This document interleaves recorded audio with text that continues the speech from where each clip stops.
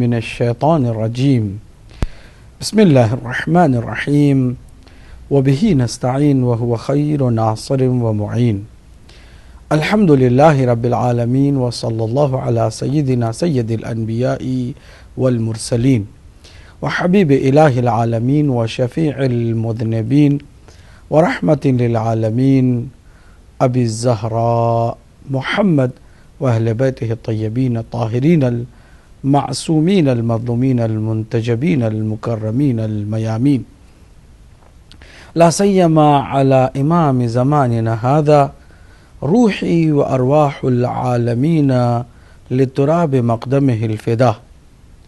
أما بعد، قال الله الحكيم في كتابه الكريم بسم الله الرحمن الرحيم اعلموا أن الله يحيي الأرض بعد موتها صدق اللہ العلی العظیم۔ اللہ کی حمد و ثنا اور اس کی تعریف و تمجید ہر ابتدا کی خوبی اور حسن ہے۔ ہم اسی کے نام سے دلوں کو معمور کرتے ہوئے اسی کے ذکر اور اسی کی حمد سے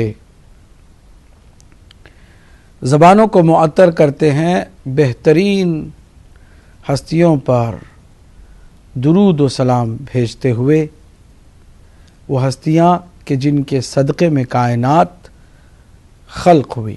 اللہ سبحانہ وتعالیٰ نے انہی ہستیوں کی محبت میں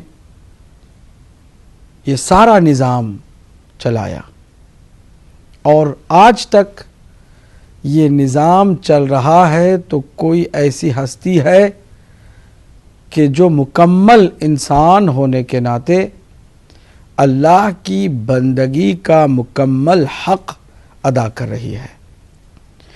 اس ہستی کو ہم امام معصوم کہتے ہیں، نام سب جانتے ہیں، امام مہدی علیہ السلام۔ امام مہدی علیہ السلام ان اللہ کے نبی کے 12 خلفاء راشدین المہدیین کے آخری ہیں۔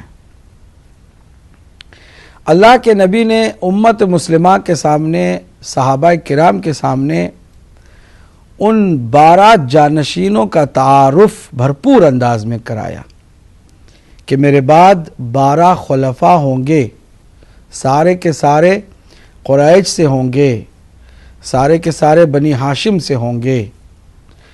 پہلا ان میں علی ابن ابی طالب علیہ آلاف التحیت و ثنا، اور آخر ان میں سے قائم آل محمد امام مہدی علیہ السلام، جس کے انتظار میں ہم یہ شب و روز گزار رہے ہیں۔ بے چینی انتظار کے مفہوم کو سمجھنے والوں کی بڑھتی ہے، جو مفہوم نہیں سمجھتے، غفلت میں ہیں، ان کے اندر بے چینی بھی نہیں ہے۔ آج دنیا کی میجارٹی جو ہے وہ اپنے امام سے بے خبر اور غافل ہے۔ جس کے صدقے میں ان کو روزی مل رہی ہے ان کو نہیں جانتے ہیں۔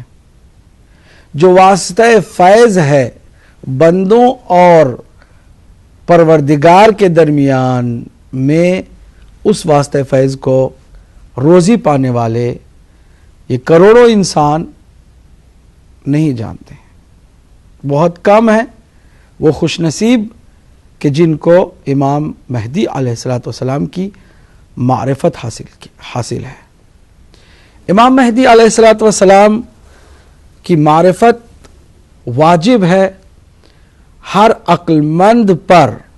یہاں بات مومن اور مسلمان کی نہیں بلکہ ہر عقل مند کی ہے کہ اگر کوئی صاحب شعور و بصیرت ہے، اگر کوئی صاحب عقل و فہم و ادراک ہے، تو اس کے لیے ضروری ہے کہ نفع کو ہاتھ سے جانے نہ دے اور نقصان نہ اٹھائے۔ زمانے کے امام کی معرفت میں اس کا بھرپور فائدہ اور اس کی معرفت سے دور رہنے میں اس کا بھرپور نقصان. تو کون سا ایسا عقل مند ہوگا جو بھرپور نقصان کی زندگی بسر کرے گا؟ ناظرین، آج بھی ہم انتظار فرج پروگرام کو لے کر آپ کی خدمت میں حاضر ہوئے ہیں تاکہ معرفت امام وقت، امام دوازدہم، امام مہدی علیہ السلام کا کچھ نور حاصل کر سکیں، آپ تک وہ نور پہنچا سکیں، آپ کے دلوں میں بھی اس کی معرفت کا نور پیدا ہو جائے. اس طرح ہم اپنی زندگی کو بامقصد بنا سکیں، اس طرح ہم اپنی زندگی کو خوشگوار بھی بنا سکیں. امیدوں کے ساتھ زندہ رہنا بہتر ہے یا مایوسی کی زندگی بسر کرنا بہتر ہے؟ ہر عقل مند کہتا ہے کہ امیدوں کے ساتھ زندہ رہنا زیادہ بہتر ہے، مایوسی میں کوئی مقصد نظر نہیں آتا ہے. تو ہم یہ عرض کرنا چاہتے ہیں کہ امیدوں کا جو مرکز ہے وہ قطب عالم امکان، یوسف زہرا، علی مرتضیٰ کا وارث، رسول اللہ کا آخری جانشین، اللہ کی آخری نشانی اور آخری حجت، ہمارا آخری امام، امام مہدی علیہ السلام کی ذات ہے. یہی مرکز ہے امیدوں کا.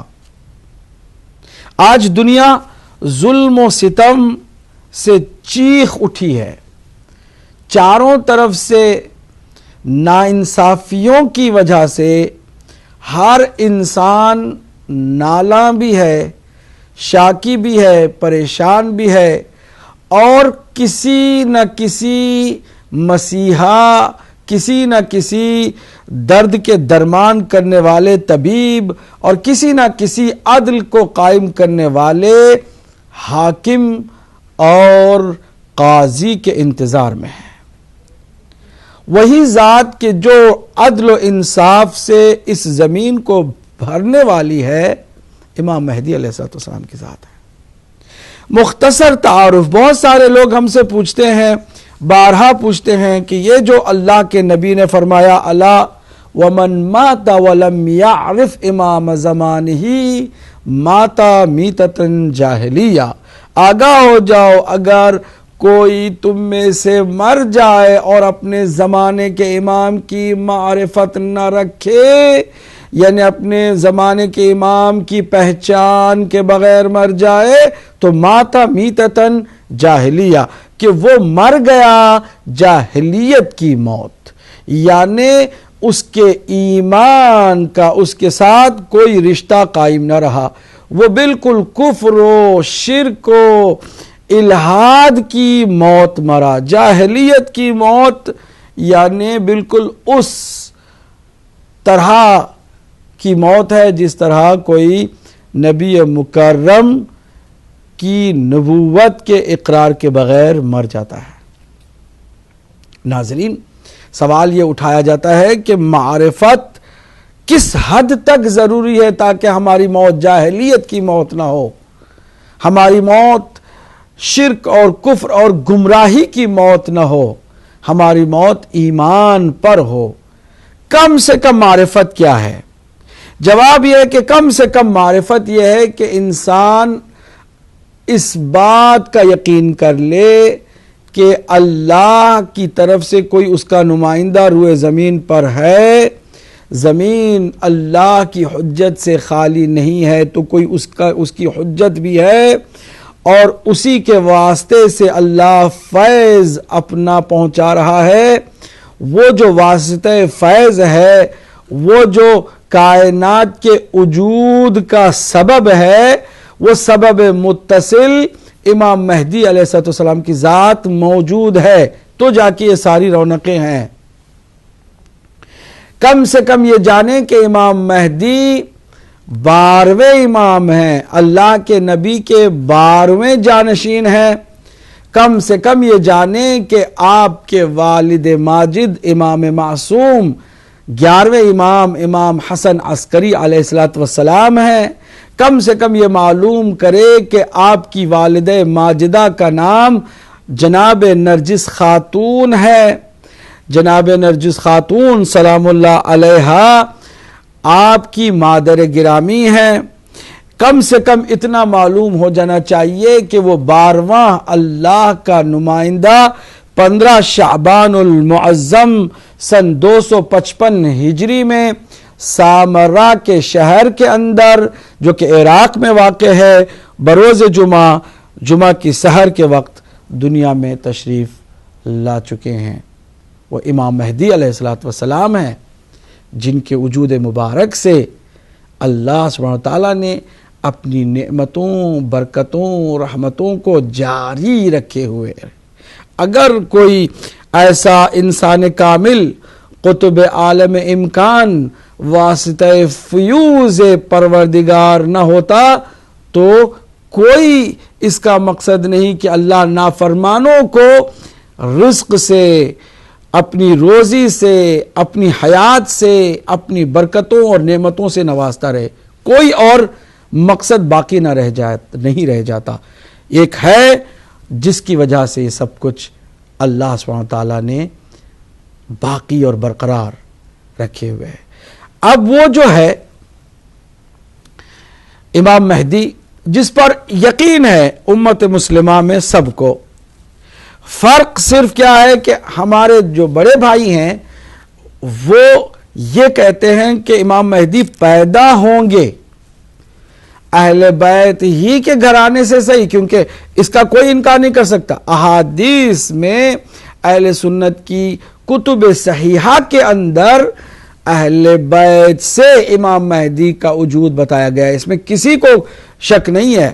صرف یہ کہ کہتے ہیں پیدا ہوں گے، ہم یہ کہتے ہیں کہ پیدا ہوں گے نہیں، وہ سن 255 ہجری 15 شعبان المعظم کو پیدا ہو چکے، دنیا میں موجود ہیں. ہماری نگاہیں قاصر ہیں ان کو دیکھنے سے. آپ اس معمے کو بارہا حل کرتے ہوئے ہدایت ٹی وی کو دیکھ چکے ہیں، اور ہدایت ٹی وی کا یہی کام ہے کہ نگاہوں سے پردے اٹھائے، معرفت کے جلوے دکھائے اور نور معرفت سے لوگوں کے دلوں کو روشن و منور کرے. کیا ضروری ہے کہ اللہ کی حجت کو ہر انسان دیکھے؟ کوئی ضروری نہیں، کیونکہ اللہ کی بہت ساری اور بھی نشانیاں ہیں کہ جنہیں انسان نہیں دیکھ سکتا ہے لیکن اس کے وجود کا قائل ہے. کیا صرف اس وجہ سے کہ ہم امام مہدی علیہ السلام کو نہیں دیکھ سکتے ہیں ان کا انکار کرنا عقل مندی ہے؟ ہرگز نہیں. یہ نہایت ہی نادانی اور گھاٹے کا سودا ہے کہ کوئی اپنے دل و دماغ میں یہ سوچ کر کے کہ اگر ہوتے تو دکھائی دیتے، ہوتے تو ان کے اثرات اور ان کے جلوے اور ان کی جو باتیں، ان کی فرمودات اور ان کا وجود بہرحال ہمارے سامنے ہوتا. اگر نہیں ہے تو اس کا مطلب یہ کہ نہیں ہے، پیدا ہوں گے. ہم کہتے ہیں کہ کیا محض نہ دیکھنے پر ہم کسی کا انکار کر سکتے ہیں؟ نہیں. غیب پر ایمان لانا ہی ہمارا امتحان ہے، اس پر توجہ کریں. اگر ہم غیب پر ایمان نہ لائیں گے تو ہم مومن نہیں ہیں. امتحان بھی یہی ہے، جو شہود میں ہے، جو نظر آ رہا ہے اس پر تو کسی بھی عقل مند انسان ایمان لا سکتا ہے، بلکہ جو کافر اور مشرک اور منافق ہیں وہ بھی اس چیز کا انکار نہیں کرتے جو بالکل سامنے ہو. امتحان یہی ہے، ٹیسٹ یہی ہے، اور چیلنج بھی یہی ہے کہ ہم غیب پر ایمان لائیں، ان ہستیوں پر اور ان چیزوں پر ایمان لائیں کہ جن چیزوں کے وجود کے ہم ان آنکھوں سے نظارے نہیں کر سکتے ہیں. ان میں سے امام مہدی علیہ السلام کے ساتھ ہے. بعض لوگ پوچھتے ہیں کہ اگر وہ ہیں تو دکھائی کیوں نہیں دیتے؟ جواب ہم نے دیا. حضرت خضر علیہ السلام بھی اللہ کے نبی اور اللہ کے نمائندے روئے زمین پر ہیں، دکھائی نہیں دے رہے. حضرت الیاس ہیں دکھائی نہیں دے رہے، حضرت ادریس علیہ السلام ہیں دکھائی نہیں دے رہے، اور حضرت عیسیٰ علیہ السلام چرخ چاروں میں ہیں۔ قرآن نے کہہ دیا، ہم نے ایک شبہ ڈال دیا تھا، لوگ سمجھے کہ وہ سولی پہ چڑھ گئے جبکہ ہم نے ان کو اٹھا لیا۔ بس قرآن نے یہ کہا، ہم سب مسلمان قرآن پر ایمان رکھتے ہوئے مانتے چلے آئے کہ یقیناً حضرت عیسیٰ علیہ السلام زندہ ہیں، سولی پہ نہیں گئے، ان کی موت واقع نہیں ہوئی ہے۔ لوگ کہتے ہیں کہ اگر زمین پر وہ زندہ ہیں تو یقیناً ہمارے بشری تقاضے، جیسے حضور اکرم صلی اللہ علیہ وسلم کے بھی بشری تقاضے تھے اور دیگر معصوم اماموں کے بھی بشری تقاضے تھے، ان کو یقیناً کسی جگہ کی ضرورت ہے، کسی گھر کی ضرورت ہے، کھانے پینے کی ضرورت ہے، کپڑوں کی ضرورت ہے۔ کیا ان تمام بشری تقاضوں کے ساتھ وہ ہیں؟ جی ہاں، وہ تمام بشری تقاضوں کے ساتھ ہے۔ صرف اللہ سبحانہ وتعالی نے خاص اہتمام اپنے آخری نمائندے کے لیے یہ کیا ہے کہ وہ اپنی اصلی اور نارمل حالت میں ہے، ہم اسے دیکھ نہیں سکتے ہیں، اور چہ بسا ہم دیکھ بھی سکتے ہیں اور دیکھتے بھی ہوں لیکن پہچاننے سے قاصر ہیں۔ اس میں فلسفہ کیا ہے؟ بہت ساری باتیں ہم نے گزشتہ سال فلسفے کے طور پر بتائی ہیں کہ امام کو ہم کیوں نہیں دیکھ سکتے ہیں۔ اس میں فلسفہ کیا ہے؟ کیوں اللہ نے نبی کو تو آشکار رکھا، مومن، منافق، مشرک، کافر سب دیکھتے تھے، اور آخری نمائندے کو یعنی امام مہدی کو اللہ نے ہماری نگاہوں سے اوجھل رکھا؟ کیوں؟ جواب میں ہم نے بہت کچھ عرض کیا تھا، لیکن آج مختصر عرض کر کے جو حالات ہیں ان حالات پر روشنی ڈالیں گے۔ ناظرین، اس کا بنیادی جو مقصد ہے وہ یہ کہ چہ بسا ہم دیکھتے بھی ہوں امام کو لیکن پہچاننے سے قاصر ہیں۔ جس طرح سے خود حضور اکرم صلی اللہ علیہ وآلہ وسلم کی 40 سالہ زندگی جو گزری مکے میں بعثت سے پہلے کی، بہت کم لوگ تھے جو آپ کو ایک نبی کی حیثیت سے پہچانتے تھے، ورنہ عام مشرکین اور قریش کے کفار آپ کی اصل معرفت سے محروم تھے۔ کون کیا جتنے تھے سارے کے سارے آپ کو بحیثیت نبی مانتے تھے اور آپ کو پہچانتے تھے؟ نہیں، اگر پہچان لیتے تو انکار نہ کرتے۔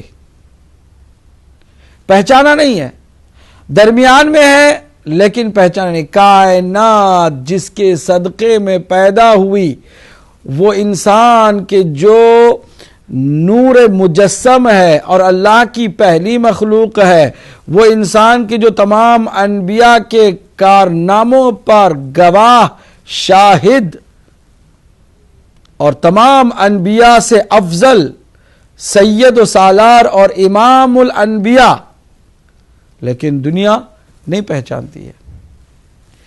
تو نہ پہچاننے کی وجہ سے ناقدری ہوتی رہی، اور یہ 40 سال تک سلسلہ رہا۔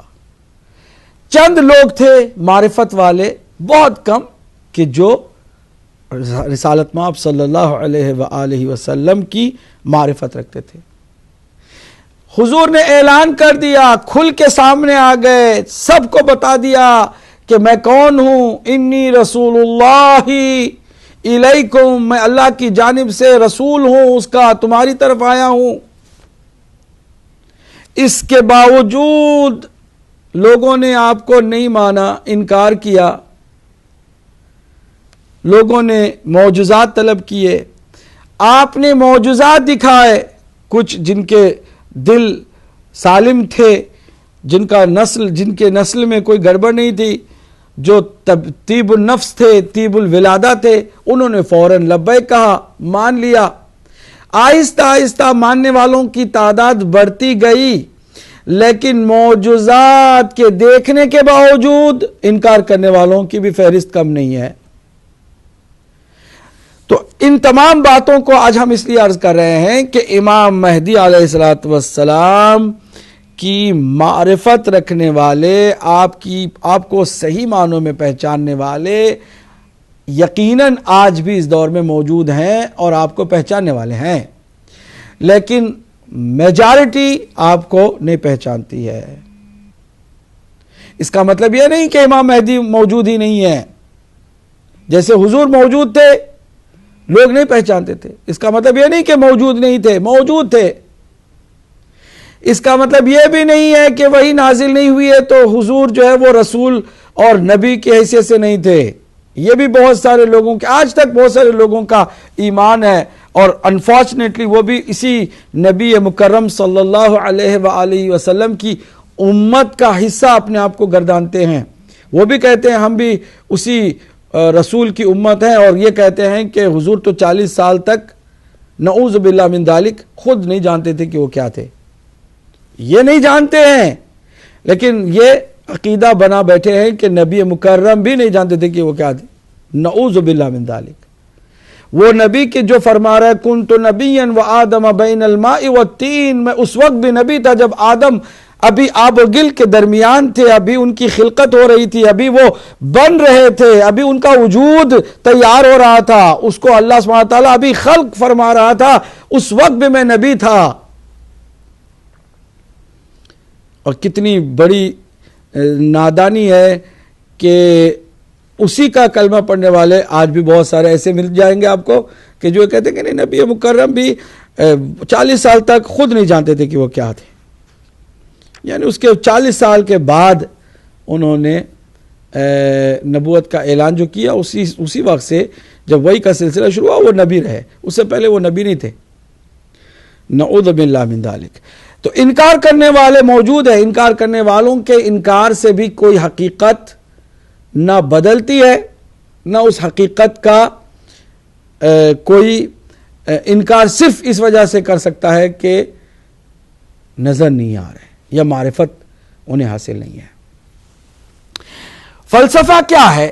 کیوں اللہ سبحانہ وتعالی نے اپنے آخری نمائندے کو اس طرح مخفی رکھا، نگاہوں سے اوجھل رکھا؟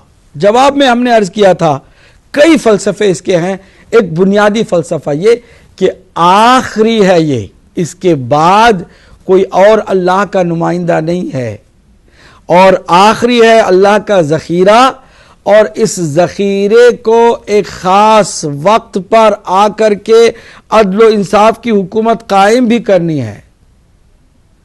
تو جب آخری ہے ذخیرہ تو اسے اس طرح اوپن نہیں رکھا جا سکتا ہے، یہ عقل سلیم کے خلاف ہے، حکمت پروردگار کے خلاف ہے کہ آخری نمائندے کا جو عالمگیر مشن ہے، جو انٹرنیشنل گلوبل گورنمنٹ کے اسٹیبلش کرنے کے لیے اللہ کی جانب سے مقرر ہوا ہے، اس کو اس طرح سب کی نگاہوں کے سامنے رکھے، یہ اس کی حکمت کے خلاف ہے۔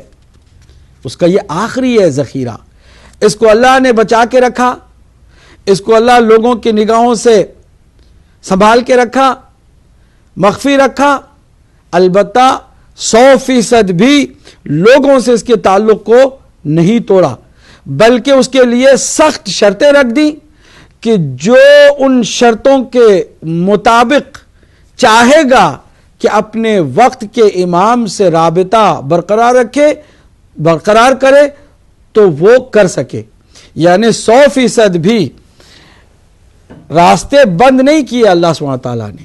اپنے آخری نمائندے کے وجود مبارک کے تعلق کو تمام انسانوں اور جنوں سے اللہ نے کٹ آف نہیں رکھا ہے، یہاں پر شرط رکھ دی ہے، کچھ سخت شرطیں، کہ ان سخت شرطوں کے بعد اگر کوئی واقعاً چاہے شرطوں کو پورا کر کے اپنے وقت کے امام سے ملاقات کرے اور تعلق برقرار رکھے تو وہ رکھ سکے۔ شرطیں کیا ہیں؟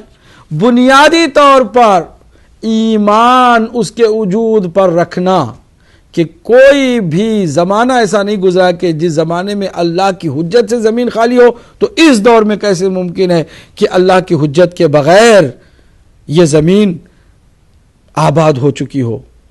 کیسے ممکن ہے کہ گمراہ کرنے والا شیطان موجود ہو، اسے ہم دیکھ نہ سکیں، لیکن اس شیطان کے مقابل میں ہدایت دینے والا مہدی موجود نہ ہو؟ یہ کیسے ممکن ہے؟ تو ایمان پہلے رکھے کہ کوئی ہدایت کرنے والا، ہدایت دینے والا موجود ہے۔ اگر شیطان گمراہی پھیلاتا ہے تو کوئی ایسا ہے کہ جو ہدایت پھیلاتا ہے، اس کے مقابل میں اگر اللہ کا نمائندہ نہیں ہے تو یہ انصاف نہیں ہے کہ شیطان کو تو اللہ نے کھلی چھوٹ دے رکھی ہے کہ وہ جو چاہے کرے اور لوگوں کو راہ راست سے ہٹائے، سیدھے صراط مستقیم سے ہٹائے، مگر کوئی ایسا نہیں ہے کہ جو لوگوں کو سیدھے راستے کی طرف ہدایت دے۔ جب یہ اس کے انصاف کے بھی خلاف ہے تو ایمان اس کا یہ کہ ہے کوئی دکھائی نہیں دیتا، شیطان بھی نہیں دکھائی دیتا، نہیں دکھائی دینے کی 100% کوئی اللہ کی جانب سے پہرے داری نہیں ہوئی ہے، پابندی نہیں لگی ہے، بلکہ شرائط رکھے۔ پہلی شرط یہ کہ ایمان اپنا مضبوط کرے، دوسری شرط یہ کہ اس کے عمل اور اس کے ایمان میں کہیں کوئی تضاد نہ ہو، یعنی جو کہہ رہا ہو لا الہ الا اللہ، واقعاً وہ کسی کے سامنے نہ جھکتا ہو، واقعاً وہ کسی کو مؤثر نہ سمجھتا ہو، واقعاً وہ کسی بھی چیز کو، ہستی کو، شخصیت کو اس درجے پر نہ لے جائے کہ حق کے مقابل میں ہو تو بھی اس کے سامنے سر تسلیم خم رکھے، نہیں، واقعاً اس کو استقلال بندگی پر کمال حاصل ہو، عمل اور اس کا ایمان ہم آہنگ ہو، ہم رنگ ہو، ہم قدم ہو اور ساتھ ساتھ چلنے والا ہو۔ تیسری، اس کے اندر چاہت ہو کہ اپنے آقا، اپنے مولا، زمانے کے امام، اللہ کے نمائندے، اللہ کی حجت سے وہ ملاقات کرے، اس کو اپنا محبوب بنا لے، چاہت اس قدر ہو کہ اس چاہت میں وہ تڑپتا ہو، بے چین ہوتا ہو، جیسے ایک بچہ ماں سے جدا ہونے کے بعد ماں کے لیے تڑپتا ہے، بلبلاتا ہے، چیختا ہے۔ یہ بنیادی تیسری شرط ہے جس پر کوئی توجہ نہ کرے۔ اگر شرطوں کی طرف کوئی توجہ نہیں کرتا ہے، اللہ چاہتا ہے کہ اپنے آخری ذخیرے کو عام غافلوں اور بے خبر لوگوں کی نگاہوں سے محفوظ رکھے، ہر کسی کو یہ سعادت نہ ملے کہ وہ دیکھے، کیونکہ یہ آخری ہے، اس کے بعد کچھ نہیں ہونے والا، اس کے بعد کوئی اور نمائندہ اللہ کا نہیں، یہ فائنل ہے، یہ وارث ہے تمام انبیاء کا، یہ وارث ہے تمام اولیاء کا، یہ بیک وقت تمام انبیاء اور اولیاء کی تمام امیدوں کو پائے تکمیل تک پہنچانے والا، تمام انبیاء اور اولیاء کے مقدس اور مبارک ارمانوں کو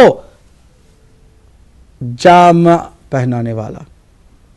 اس لیے اللہ سبحانہ تعالیٰ نے اس کو عام لوگوں کی نگاہوں سے اوجھل رکھا ہے۔ ناظرین، آپ اس پر توجہ کریں کہ یہ تیسری شرط تڑپ تڑپ کر اسے پکارنے کی کتنی اہم ہے، اور چوتھی اور آخری شرط یہ ہے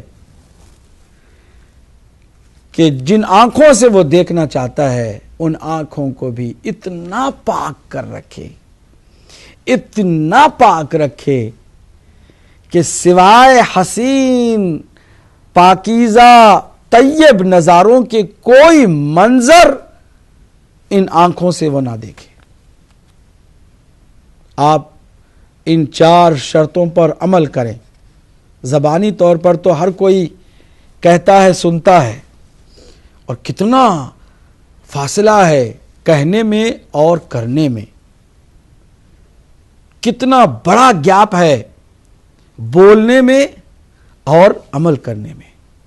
کوئی عمل کر کے دیکھے، 4 شرطیں عمل کر کے دیکھے، اگر امام مہدی علیہ السلام کا دیدار اسے نصیب نہیں ہوا اسی دنیا میں، اسی ظاہری زندگی میں، تو مجھ پر لعنت کرے، اور بلکہ اپنا یہ عقیدہ بنا لے کہ اللہ کا کوئی نمائندہ موجود ہی نہیں ہے روئے زمین پر، اس کی مرضی ہے، لیکن بغیر کچھ آزمائے، بغیر کچھ کرے، صرف اس لیے کہ ہم دیکھ نہیں سکتے ہیں امام مہدی کا انکار کوئی کرتا ہے، تو یہ نادانی اسے جہنم کی طرف لے جا سکتی ہے۔ اس نادانی سے اسے بہت بڑا خسارہ اٹھانا پڑتا ہے۔ اللہ کی پناہ ایسے خسارہ اٹھانے والوں سے کہ جو جاہلانہ انداز میں، نادانی میں صرف اس وجہ سے انکار کر دیتے ہیں کہ یہ تو شیعوں کا امام ہے۔ عجیب و غریب بات ہے، امام الانس والجان ہے، انسان اور جنوں کا امام ہے، اللہ کا نمائندہ ہے روئے زمین پر، اللہ کی حجت ہے۔ یہ ہماری خوش نصیبی ہے کہ ہم ان کی امت اور ان کی قوم اور ان کی امامت کے سائے میں رہنے والے لوگ ہیں، یہ ہماری خوش نصیبی ہے۔ اس بات کو کئی بار ہم واضح کر چکے ہیں کہ کچھ لوگ نادانی میں کہہ دیتے ہیں کہ شیعوں کا 12واں امام، اور پھر کبھی کبھی نادانی کی انتہا کرتے ہوئے مذاق بھی اڑانے لگتے ہیں۔ اللہ نے منع کیا کہ جن چیزوں کو تم نہیں جانتے ہو ان چیزوں کا مذاق نہ اڑاؤ، کہ کہیں تمہیں اس کا نقصان نہ پہنچے، اٹھانا نہ پڑ جائے نقصان۔ بہت سارے لوگ مذاق اڑاتے ہیں، یہ کہتے ہیں ان کا امام ہے اور غائب ہے، کسی غار میں چھپا ہو، نعوذ باللہ من ذالک۔ وہ ہر جگہ ہے۔ اللہ سبحانہ و تعالیٰ نے اپنے نمائندے کو ایسے مجبور، بے اختیار اور کمزور رکھا نہیں ہے۔ اللہ نے اپنی قوت و قدرت سے اسے زندہ بھی رکھا ہے اور اسے مختار بنایا ہے، اس کو صاحب اختیار بنایا ہے، اور وہ موجود ہے، وہ نظر نہیں آتا لیکن اللہ کے مشن کو پورا کرتا ہے۔ یہ اللہ کی نمائندگی روئے زمین پر کیا ہے کہ اچھائیوں کی اور اچھوں کی حفاظت کرنا اور برائیوں کی اور برے لوگوں کی تباہی کا اہتمام کرنا۔ بنیادی طور پر اللہ کا نمائندہ روئے زمین پر یہی کرتا ہے کہ جہاں شیطان چھپ کر کے بغیر نظر آئے لوگوں کو وسوسے ڈال کر اللہ سے دور کرتا ہے، وہیں کوئی ایسا ہے کہ جو بغیر نظر آئے ہمیں اللہ کی طرف مائل کرتا ہے، توجہ دلاتا ہے اللہ کی طرف۔ ناظرین، امام مہدی علیہ الصلوۃ والسلام موجود ہیں، انکار کرنا نادانی ہے۔ دلیل مانگو، دلیل مل جائے گی، جتنے دلیل چاہیے آپ کو ملیں گے۔ امام موجود ہیں، چونکہ امام مہدی علیہ الصلوۃ والسلام کے لیے جتنی باتیں حضور نے فرمائی ہیں وہ اہل سنت کی کتابوں میں موجود ہیں، اور ان باتوں کو سامنے رکھو تو یہ ممکن ہی نہیں ہے کہ 11واں امام حسن عسکری آئے اور سن 260 ہجری میں شہادت پا جائے اور ان کا بیٹا جو ہے وہ پیدا بھی نہ ہوا ہو اور کسی وقت پیدا ہونے والا ہو۔ یہ کیسے ممکن ہے؟ اگر ان 12 خلفاء راشدین المہدیین، وہ جو 12 ائمہ معصومین ہیں، امام علی علیہ الصلوۃ والسلام سے لے کے امام مہدی علیہ الصلوۃ والسلام تک، اس سلسلے کا یہ جب آخری ہے تو یہ ممکن نہیں ہے کہ 11واں آئے اور شہید ہو جائے اور 12ویں کی ولادت بھی نہ ہوئی ہو۔ ذرا عقل سے بھی کام لیا کریں، سوچیں، ان تمام احادیث کو سامنے رکھیں جو حضور پاک صلی اللہ علیہ وآلہ وسلم نے فرمائی ہیں، دھوکے میں نہ آ جائیں، اس لیے ہم معرفت کا نور آپ کے دلوں میں ڈال رہے ہیں۔ اور یہی وجہ ہے کہ چونکہ بعض لوگوں نے اس کو مبہم رکھا تو دنیا پرست لوگوں نے جھوٹے مہدی بنا کر کے لوگوں کو گمراہ کیا۔ کتنا بڑا طبقہ مسلمانوں کا کٹ گیا مسلمانوں سے کسی ایک مرزا کو امام مہدی سمجھ کے۔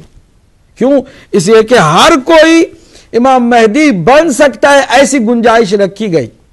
اگر پہرے بٹھا دیے جاتے ایمان کی اس دنیا میں حضور اکرم اور قرآن مجید دونوں کو معیار قرار دیتے ہوئے تمام ان باتوں کا صحیح معنوں میں ترتیب کے ساتھ ذکر کر دیا جاتا اور امت کو بتا دیا جاتا کہ ہر کوئی امام مہدی نہیں بن سکتا ہے، امام مہدی بننے کے لیے ان تمام امور کا ساتھ ساتھ چلنا ضروری ہے، اور وہ امام مہدی اہل بیت سے ہے اور اہل بیت کا ایک سلسلہ ہے، اور اس سلسلے میں 12 معصوم اماموں کے نام بتائے گئے ہیں، 12 خلفائے راشدین المہدیین اللہ کے نبی نے واضح کیے ہیں۔ وہ جو امام مہدی امام علی سے لے کر سلسلہ آگے بڑھتا ہے، اگر اس سلسلے کو کوئی مان لینا تو 1000 جھوٹے مہدی 1000 بنتے رہیں، اور یہ جو عقیدے کے اعتبار سے ان تمام باتوں کو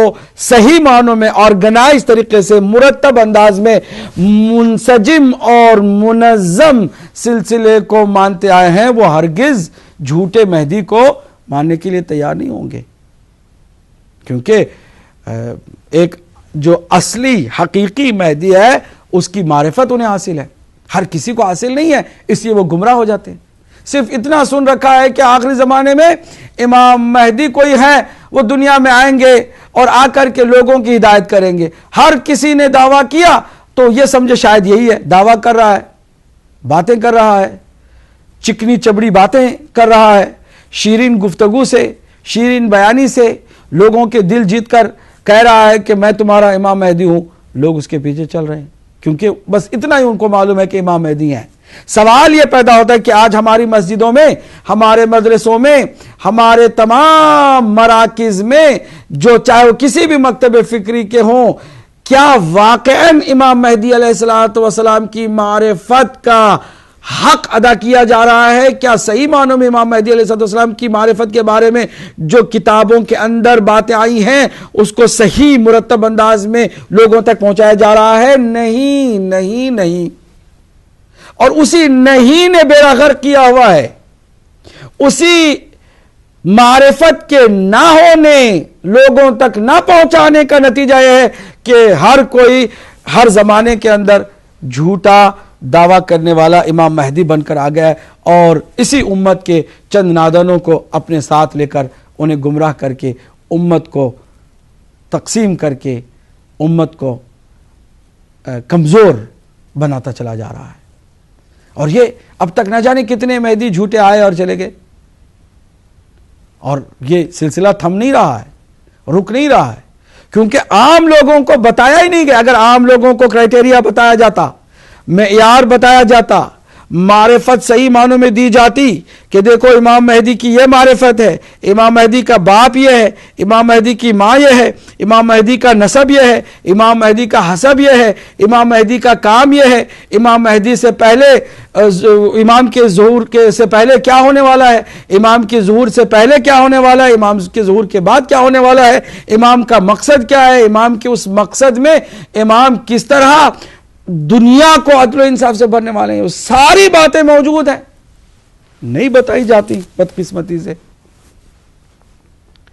اور اگر کوئی بیچارہ تحقیق کرنا چاہتا ہے تو اس کو یہ کہہ کے چپ کرا دیا جاتا ہے کہ بھائی تم کس چکر میں پڑ گئے، یہ تو شیعوں کی بتائی ہوئی باتیں۔ حالانکہ اہل سنت کے یہاں بھی وہ تمام مطالب کے جو ہمارے یہاں موجود ہیں کتابوں کے اندر، بتایا نہیں جاتا ہے۔ میں چاہوں گا ناظرین بریک سے پہلے جو امام کے ظہور کی شرائط اور ظہور کی علامتوں پر تھوڑی سی گفتگو کروں۔ امام مہدی ضرور آئیں گے، سب کا ایمان ہے۔ کب آئیں گے کوئی وقت مقرر نہیں کر سکتا، یہ کام اللہ کے اختیار میں ہے۔ کس جگہ پر آئیں گے یہ بات بتا دی گئی ہے، وہ آئیں گے خانہ کعبہ کی دیوار پر ٹیک لگا کر آئیں گے۔ وہ دن کون سا دن ہوگا؟ بتا دیا گیا ہے کہ وہ دن جمعے کا دن ہوگا۔ کون سا مہینہ ہوگا؟ بتایا گیا ہے کہ یا ماہ رمضان المبارک میں ایسا ہوگا یا پھر محرم الحرام کے مہینے میں ایسا ہوگا۔ امام ٹیک لگا کر خانہ کعبہ کی دیوار پر کھڑے ہوں گے تو پہلا جملہ امام کا کیا نکلے گا وہ بھی بتا دیا گیا ہے۔ اور پھر کیا امام مہدی علیہ الصلوۃ والسلام کے اعلان امامت پر اس وقت کی حکومت اعتراض کرے گی؟ جی ہاں، اس وقت فوج بھیجے گی، خانہ کعبہ کو گھیرے گی وہ فوج، اور حجاز سرزمین جس کو انہوں نے ظلمن و جورن اپنے خاندان کے نام سے منسوب کر دیا، اس کو سعودی عربیہ کر دیا، جبکہ یہ اللہ کے نبی کا ملک ہے، یہ حجاز ہے، حجاز نبوی صلی اللہ علیہ وآلہ وسلم، یہ حضور کا ملک ہے، اس کو انہوں نے اپنے خاندان کے نام سے منسوب کر دیا ظلمن و جورن۔ یہ ناانصافی انتہا ہے۔ اس آل سعود کی حکومت کا جو بھی اس وقت حاکم ہوگا، امام کے اعلان پر فوج بھیجے گا کہ ان کو وہاں سے نکالو۔ کیا وہ کامیاب ہوں گے؟ نہیں۔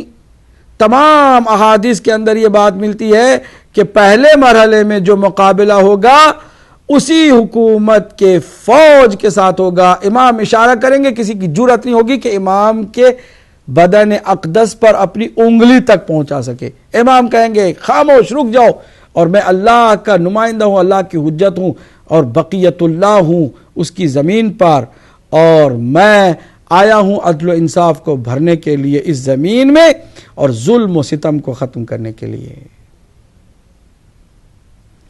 پہلی ناکامی اسی سعودی عرب کی، جو انہوں نے نام رکھ لیا ہے، نام زبان پر جاری کرنا بھی اگر معرفت کی نگاہ سے دیکھو تو ظلم ہے نبی مکرم پر، آل نبی مکرم پر، کہ اللہ سبحانہ وتعالی نے اس سرزمین کو جو اپنی سرزمین ہے اپنے نبی کے نام کیا، اور ان بدبختوں نے اپنے خاندان کے نام سے منسوب کر دیا۔ پہلی جھڑپ جو ہوگی اس حاکم، اس وقت کے حاکم اور بادشاہ کی فوج کی ناکامی اور پسپائی، اور مولا امام مہدی علیہ السلام کی کامیابی، اور یہ بین ثبوت ہوگا امام مہدی کے حق ہونے کا۔ ہر کوئی دعویٰ کر دیتا ہے آج کل، اور اس سے پہلے کیا، لوگ پیچھے پڑ گئے، چلے گئے، لوگ گمراہ ہو گئے۔ امام مہدی علیہ السلام کے ظہور سے پہلے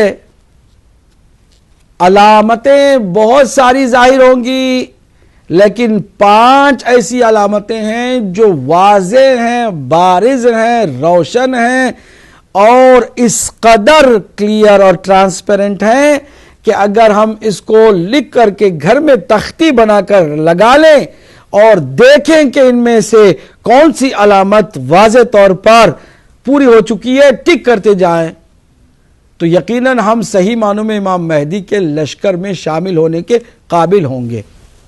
امام مہدی کو فرقوں میں نہ بانٹیے۔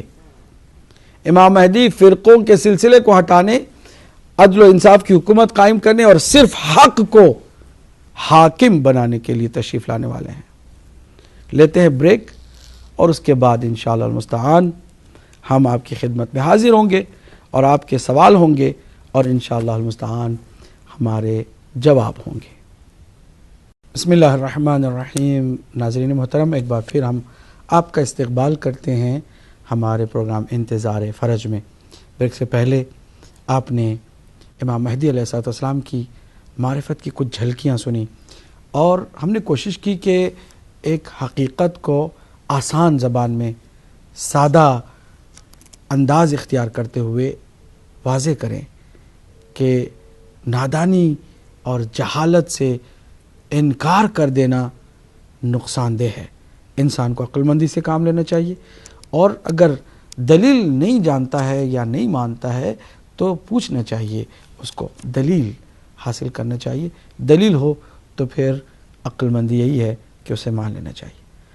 ہم آپ کے سوالوں کے انتظار میں ہیں، انتظار فرج پروگرام ہمارا ہے، اور آپ کے سوالوں کے جواب میں بھی ہم آپ کی خدمت میں حاضر ہوں گے، لیکن ہمیشہ کی طرح آج بھی گزارش یہ کہ سوال آج کے موضوع سے ہی متعلق ہو، اور عمومی طور پر اگر امام مہدی علیہ السلام کے بارے میں بھی کچھ پوچھنا چاہیں تو آپ پوچھ سکیں گے، ہم آپ کی خدمت میں حاضر ہیں۔ پہلے کالر کو آج کے شامل کرتے ہیں، دیکھتے ہیں کہ کیا سوال ہے۔ السلام علیکم ورحمۃ اللہ۔ السلام علیکم قبلہ عابدی صاحب، جی آپ کو آپ کی خدمت میں بہت بہت سلام عرض۔ ہم مس کر رہے تھے، آپ کو یاد کر رہے تھے، 2 پروگراموں میں آپ نظر نہیں آئے۔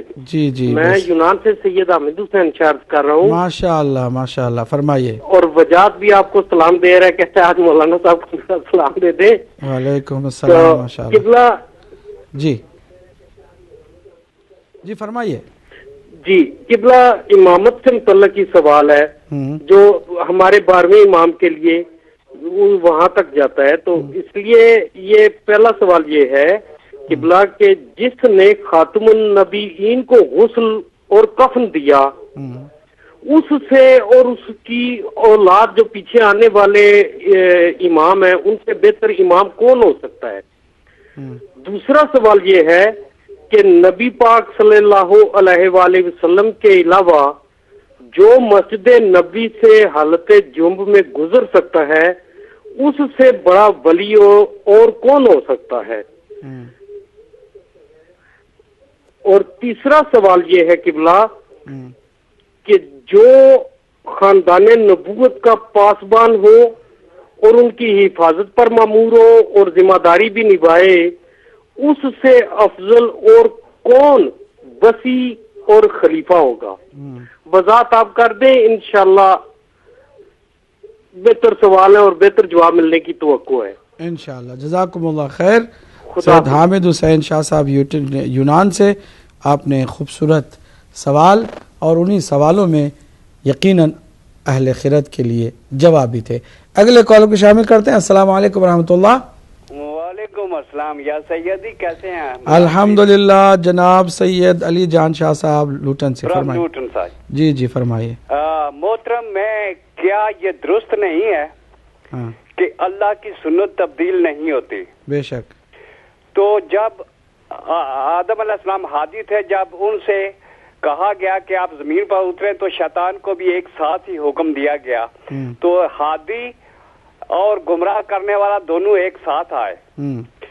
تو کیا ممکن ہے جب ہادی انبیاء کی صورت میں اس دنیا سے چلے جائیں تو شیطان تو باقی رہے اور کوئی ہادی نہ ہو؟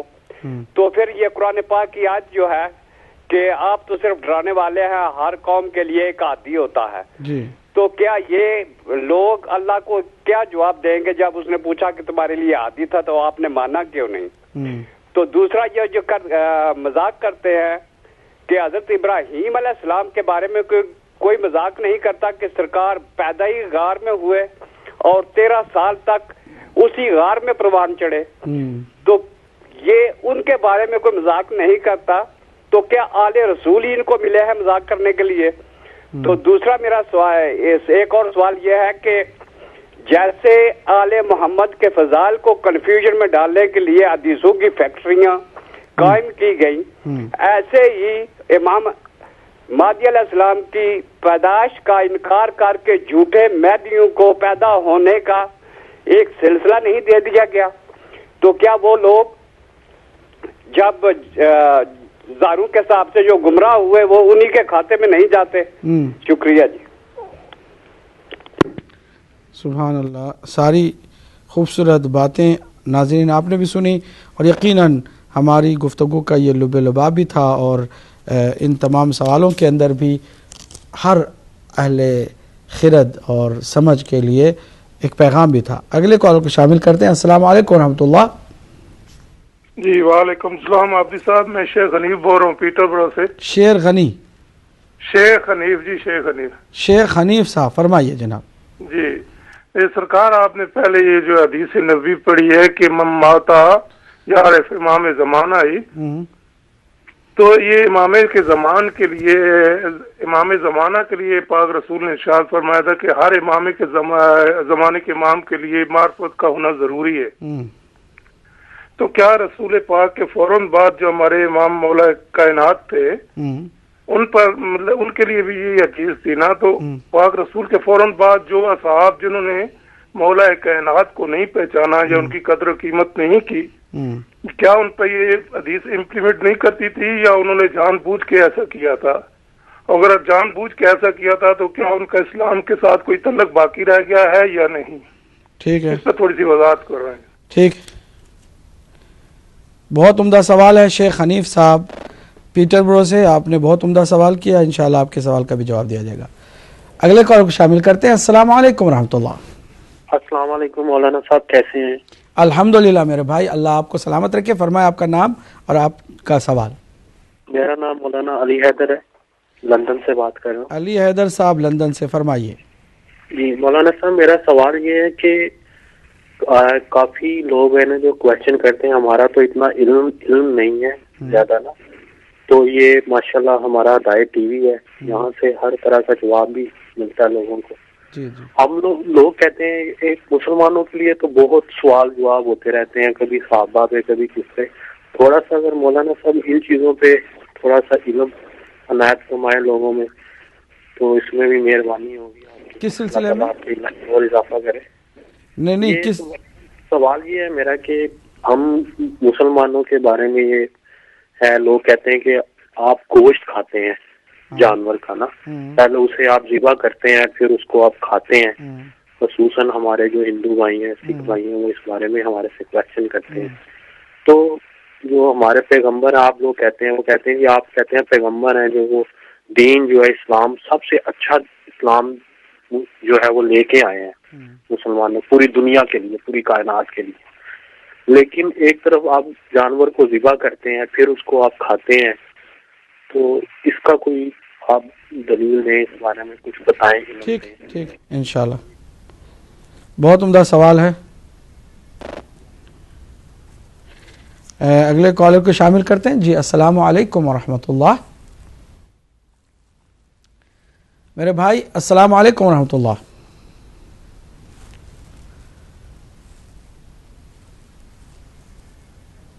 چلیے اگلے کالر کو شامل کرتے ہیں. السلام علیکم ورحمۃ اللہ. عبدی صاحب السلام علیکم. وعلیکم السلام. بالکل جناب آئیے، فرمائیے یاسر صاحب. صاحب آپ کے ٹاپک کے مطابق میں سوال کروں گا. بالکل کریں. کہ جو ہے ہر انسان کا ایک نسب ہوتا ہے. آپ میری آواز سن رہے ہیں نا؟ بالکل میں سن رہا ہوں، بلکہ پوری دنیا سن رہی ہے. امام مہدی علیہ السلام کی جو والدہ ماجدہ ہیں نرجس خاتون جن کا نام ہے، تو وہ تو اٹلی کے رہنے والی تھیں اور یعنی کہ روم سے آئی تھی. تو کیا ان کے نانا نانی نے بھی اسلام قبول کیا تھا یا نہیں کیا تھا؟ ٹھیک ہے، سمجھ آپ کو میری لگ گئی سوال کی؟ بالکل. ہاں تو اس کے بارے میں بتائیے گا. بہت کنفیوژن ہے بہت لوگوں کے. انہوں نے جو ہے وہ تو مسیح تھی اور یہ ایک امام ہے، وقت کے امام ہے. نانا نانی تو ہے عیسائی ہیں اور دادا دادی مسلمان ہیں. ٹھیک ہے، تو یہ دور کر دیجیے گا کنفیوژن. بہت عمدہ سوال ہے. اللہ آپ کو جزائے خیر دے انشاءاللہ. اگلے کالر کو بھی شامل کرتے ہیں. السلام علیکم ورحمۃ اللہ. وعلیکم السلام. مولانا صاحب میری لائن کٹ گئی تھی، علی حیدر بات کر رہا ہوں لندن سے. جی علی حیدر صاحب آپ نے سوال کیا تھا گوشت کے متعلق. جی مولانا صاحب اور تھا میرا چھوٹا سا سوال. وہ یہ کہ ہم اپنے ہندو سکھ بھائیوں کے ساتھ کام کرتے ہیں اکٹھے نا، اور کئی دفعہ ان کے ساتھ بیٹھ کے بات بھی ہوتی ہے. ہم انہیں کہتے ہیں کہ دعوت دیتے ہیں اسلام کی، ہم مسلمان ہونے کی نا. تو وہ ہمیں کہتے ہیں کہ آپ ہمیں یہ بتائیں پہلے کہ ہم آپ کے چینل سنتے بھی ہیں، دیکھتے بھی ہیں، ہدایت ٹی وی بھی دیکھتے ہیں، اہل بیت بھی دیکھتے ہیں، دوسرے آپ لوگوں کے چینل بھی دیکھتے ہیں ہم. تو جس امت نے آپ کہتے ہیں مسلمان ہو جائیں، جس امت نے اپنے پیغمبر کے نواسوں کو، اس کے خاندان کو چھوڑا نہیں، تو آپ ہمیں دعوت دیتے ہیں مسلمان ہونے کی. اس کے اوپر تھوڑا سا کچھ بیان کریں پلیز. وہ آگے سے یہ دلیل دیتے ہیں کہ آپ یہ سب مسلمان ہی ہیں نا، تو مسلمانوں نے آپ کے پیغمبر ہیں جو آخری نبی آپ جن کو کہتے ہیں پیغمبر اسلام ہے جو، تو ان کے نواسوں کو، ان کو سارے کنبے کو، ان کو ٹھیک ہے. سوال میں نے نوٹ کر لیا، خوبصورت سوال ہے آپ کے. اس سوال کا بھی انشاءاللہ بھرپور جواب دیا جائے گا. اگلے کالر کو بھی شامل کرتے ہیں، دیکھتے ہیں کہ سوال کیا. وعلیکم السلام ورحمۃ اللہ. میری بہن کہاں سے ہیں، آپ کا نام؟ میں سیدہ یاسمین کو سے بول رہی ہوں، برمنگھم سے. سیدہ یاسمین جی. تو وہ میری چھوٹی ہے نا، تو اس نے سوال کیا تھا کہ جو حضرت آدم علیہ السلام کے بیٹے ہیں وہ انہوں نے شادی کس سے کی تھی تو آگے نسل چلی تھی. تو اہل سنت جو ہے وہ بولتے ہیں کہ بہن کے ساتھ شادی کی تھی، تو وہ انگلش میں بھی بتا دو تو اردو میں بھی بتا دو پلیز. یہ سوال تھا میرا. اچھا پھر ٹھیک، شکریہ، خدا حافظ. اگلے کالر کو ہم شامل کرتے ہیں. اگر ہیں تو ایک دو اور کالر بس لیں گے، باقی انشاءاللہ سوالوں کے جواب دینے کی کوشش کریں گے.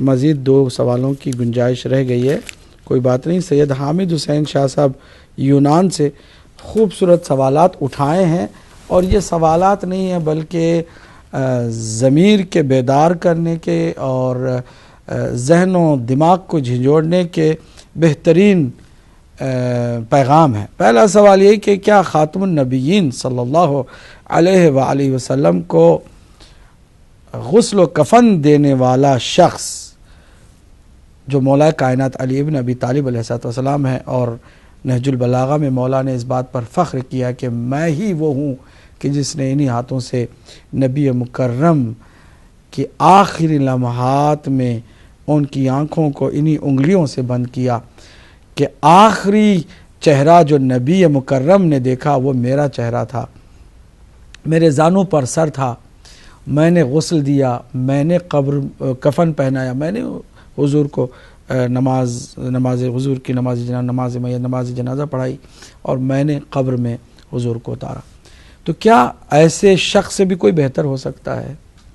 ہرگز نہیں. جواب واضح ہے.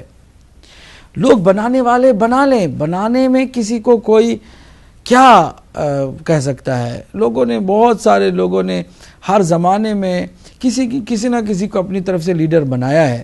اس زمانے میں بنا لیا، معیار کیا ہے دیکھا نہیں، حضور کی وصیت کیا ہے اس پر توجہ نہیں کی، کہہ دیا کہ بھائی حضور نے چونکہ کوئی وصیت نہیں کی تھی. دیکھیں اتنا بڑا الزام حضور پر ڈال دیا گیا کہ حضور نے نعوذ باللہ کوئی وصیت ہی نہیں کی تھی. ہم نے اظہار حقیقت میں بتایا اور اہل سنت کی کتابوں سے بتایا، اور وہ بھی سیاہ ستہ سے بتایا کہ کس طرح اللہ کے نبی نے اپنے بعد اپنی امت کا خیال رکھا اور امت کو بے سہارا نہیں چھوڑا. مولا کائنات علی ابن ابی طالب کو اللہ کی حکم سے بنایا تھا، لوگوں کا امام بھی، اپنا خلیفہ بھی، اور لوگوں کا ہادی بھی.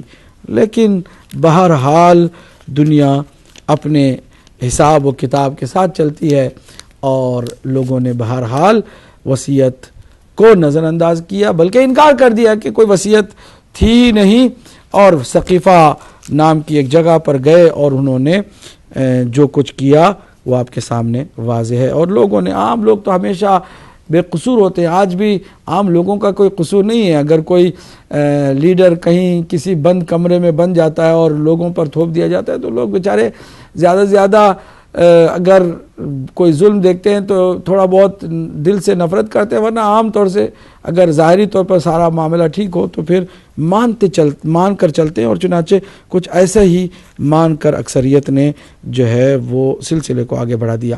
دوسرا سوال ان کا یہی تھا کہ جن ہستیوں کو اللہ کی جانب سے اجازت تھی کہ وہ مسجد نبوی میں حالت جنابت کے ساتھ داخل ہوں، گزریں وہاں سے، تو کیا ان سے بہتر کوئی پاک اور معصوم اور مطہر اور وسیع ہو سکتا ہے، ولی ہو سکتا ہے؟ ہرگز نہیں. یہاں حالت جنابت میں داخل ہونے کے وسد الابواب، اللہ کے حکم سے اللہ کے نبی نے خطبہ دے کر فرمایا کہ جتنے دروازے مسجد کی طرف کھلتے ہیں نا وہ سارے بند کر دیے جائیں. اب کوئی بھی مسجد میں آنا جانا کسی طرح سے نہیں کر سکتا ہے الا بابا، سوائے علی اور فاطمہ سلام اللہ علیہا کے دروازے کے۔ میں ایک اور کالر کو شامل کرتا ہوں، دیکھتا ہوں کا سوال کیا ہے۔ السلام علیکم ورحمۃ اللہ۔ وعلیکم السلام مولانا، میں سید گجرباز گلاسگو سے بول رہا ہوں۔ مولانا آج میرا سوال یہ ہے کہ اگر ہم کسی شادی پہ جاتے ہیں، جس کی شادی ہے اس کی جتنی رسپیکٹ ہے ہم اس طرح اس کو، جتنی اس کی اسٹیٹس ہے ہم اس طرح اس کو ویلکم کرتے ہیں اور اس طرح گریٹ کرتے ہیں۔ تو امام مہدی علیہ السلام کی یہ بہت بڑی اسٹیٹس ہے، تو پھر ہم ان کو کیسے، ان کی اسٹیٹس کے مطابق ہم ان کو کیسے ویلکم کریں گے، کیسے ان کو ویلکم کریں گے؟ ان کا اسٹیٹس بہت بڑا ہے تو ہم ان کو ویلکم کیسے کریں؟ Thank you. جزاک اللہ بیٹا، آپ کو اللہ جزائے خیر دے، بہترین سوال کیا ہے اور انشاءاللہ اس پر بھی ہم بات کریں گے۔ بہت شکریہ۔ گلاسگو سے سید غیور عباس، بہت ہی خوبصورت برخوردار ہے، سوال بھی ان کا حسین ہے، انشاءاللہ اس پر بات کریں گے۔ تو یہ حالت جنابت میں نہیں ہے بلکہ ان ہستیوں کے معصوم ہونے کی دلیل ہے، جیسے سرکار دو عالم حضرت محمد مصطفیٰ صلی اللہ علیہ وآلہ وسلم ہر رجس، ہر نجاست، ہر ناپاکی اور پلیدی سے پاک تھے اور اللہ نے انہیں پاک رکھا۔ اسی طرح اہل بیت اطہار کو بھی، چنانچہ قرآن مجید میں اس کی سند موجود ہے، اللہ نے واضح طور پر اہل بیت اطہار علیہ السلام کو پاک قرار دیا۔ معصوم ہونا اسی کو کہتے ہیں۔ بعض لوگ بیچارے اٹکے ہوئے ہیں اور ان کا دماغ جو ہے وہ ایک جگہ پہ آ کر جامد ہو جاتا ہے، فریز ہو جاتا ہے، اب یہاں کام نہیں کرتا ہے دماغ۔ کہتے ہیں کہ نبیوں کے علاوہ کوئی معصوم نہیں ہوتا، ہمارا یہ عقیدہ ہے۔ کیوں نہیں ہوتا معصوم؟ تمام فرشتے معصوم ہیں، کیا سارے نبی ہیں؟ جتنے بھی وہ بچے کہ جو انفینٹ ہیں، جو انوسینٹ ہیں، وہ بھی معصوم کہلاتے ہیں۔ معصوم کہتے ہیں اس کو کہ جو گناہوں سے پاک ہو۔ کیا صرف نبی ایسے ہیں؟ اگر ایسی بات ہے تو آپ سراسر بہت واضح ضروریات اور بدیہیات اور لوازم کا انکار کریں جو کہ موجود ہے۔ حقائق ایسے ہیں کہ جس کا انکار کوئی نہیں کر سکتا۔ اہل بیت اطہار کو ہر رجس سے پاک اللہ نے رکھا، کیا مطلب ہے اس کا؟ کہ وہ معصوم نہیں۔ کہتے ہیں محفوظ ہے، معصوم نہیں ہے۔ کیا مطلب محفوظ ہے، معصوم نہیں ہے؟ محفوظ اگر گناہوں سے ہیں، خطا وہ نہیں کرتے ہیں، تو پھر معصوم کا کیا مطلب ہے؟ معصوم کہتے ہیں اس کو جو گناہ سے پاک رہے۔ اگر کوئی معصوم گناہ سے پاک ہوتا ہے تو اس کو آپ معصوم نہیں کہیں بلکہ محفوظ کہیں۔ کیوں؟ اس لیے کہ نبیوں کو معصوم کہتے ہیں اور غیر نبی کو محفوظ۔ یہ اپنی طرف سے صرف اس وجہ سے کہ اہل بیت اطہار اور وہ جو معصوم ہستی ہے نا، ان کے معصوم ہونے کو ماننا گوارا نہیں کرتے۔ اگر مان جائیں کہ بھئی صحابہ کرام اور اہل بیت اطہار میں بنیادی فرق ہے کہ اہل بیت اطہار کو اللہ نے ہر گناہ سے پاک رکھا، وہ معصوم تھے اور دوسرے غیر معصوم تھے، تو معصوم کی اطاعت غیر معصوم پر واجب ہوگی۔ یعنی صحابہ کرام سارے کے سارے وہ اطاعت کریں، اتباع کریں اہل بیت کی، اور اہل بیت کو کسی کی اتباع کرنے کی ضرورت نہیں ہے۔ یہ جو عقیدہ کہیں ان کے سر پہ مصیبت نہ بن جائے، کہہ دیا جاتا ہے کہ نہیں، محفوظ رہے۔ یہاں میں بتا رہا ہوں کہ حالت جنابت میں مسجد کی طرف دروازہ حضرت زہرا سلام اللہ علیہا کا اور مولا کائنات علی بن ابی طالب کا کھلنا بین دلیل ہے کہ وہ معصوم ہیں، اور یہ خالی ایک دلیل نہیں ہے بلکہ اس کے علاوہ قرآن مجید کی بہت ساری آیات ہیں۔ فی الحال ہم اسی پر اکتفا کرتے ہیں کہ آپ نے جو سوال کیا، آپ کے اس سوال سے یقیناً بہت سارے لوگوں کی کم از کم ذہنی جو جمود ہے اس کا خاتمہ ہوگا اور تھوڑی بہت ہلچل جو ہے وہ ذہنوں میں مچے گی۔ تیسرا جو آپ نے سوال کیا کہ کیا مولا کائنات کی جو عظمتیں اور فضائل ہیں ان کے ہوتے ہوئے کوئی اور بھی وسیع اور خلیفہ ہو سکتا ہے؟ بات یہ ہے کہ میرے بھائی پرابلم یہی ہے کہ جو ہر اعتبار سے بے عیب تھا اور لا ریب تھا، اللہ کے نبی نے بھی جس کی امامت و خلافت و ولایت کا اعلان کر دیا، عام لوگوں کا کیا قصور ہے اس میں کہ ثقیفہ میں کسی اور کو بنا دیا گیا؟ ٹھیک ہے، ایک سلسلہ، دوسرا عوام کا چلا، لوگوں کا بنایا ہوا چلا، اور ایک اللہ کا بنایا ہوا سلسلہ چلا۔ آج لوگوں کے بنائے ہوئے سلسلے کا کہیں نام و نشان نظر نہیں آتا ہے، لیکن اللہ کے بنائے ہوئے سلسلے کا وجود موجود ہے۔ امام مہدی علیہ السلام اسی سلسلے کی آخری کڑی ہیں جو موجود ہیں، اور پورے تمطراق کے ساتھ، پوری ہیبت و جلالت و عظمت کے ساتھ موجود ہیں۔ اور ہمیں ماننا پڑے گا کہ لوگوں نے جہاں سے سلسلے کو بنایا اور شروع کیا وہ 50 سال سے زیادہ عرصے تک نہیں چل پایا، اور اس جگہ پر جس جگہ پر لوگوں نے کسی کو بٹھایا تھا یزید جیسا شخص بھی آ کر بیٹھ گیا۔ اس کے بعد بنی امیہ کے بدترین لوگ، بدترین انسان بھی اس جگہ پر آتے رہے اور حکومت کرتے رہے۔ وہ سلسلہ جو لوگوں کا بنایا ہوا تھا، لیکن اللہ کا بنایا ہوا سلسلہ، امامت کا سلسلہ، نبی مکرم کے بعد جانشینوں کا سلسلہ، 12 خلفاء کہ جن کا ذکر صحیح بخاری میں بھی موجود ہے، صحیح مسلم میں موجود ہے، اور اہل سنت کی بہت ساری اور صحاح کی کتابوں میں موجود ہے۔ وہاں وہ جو 12 ہیں وہ سلسلہ آج بھی جاری ہے، اور اس کا 12واں جو ہے ابھی بھی زندہ اور پائندہ ہے، اور اسی سے تمام مظلوموں کی امیدیں وابستہ ہیں۔ اور یہ جتنی قوم، پسی ہوئی قومیں ہیں نا، وہ سب اگر امیدوار ہیں کہ کسی وقت انصاف انہیں ملے گا، تو وہ امید کی پناہ گاہ اور امید کا مرکز وہی امام مہدی علیہ السلام کی ذات اقدس ہے۔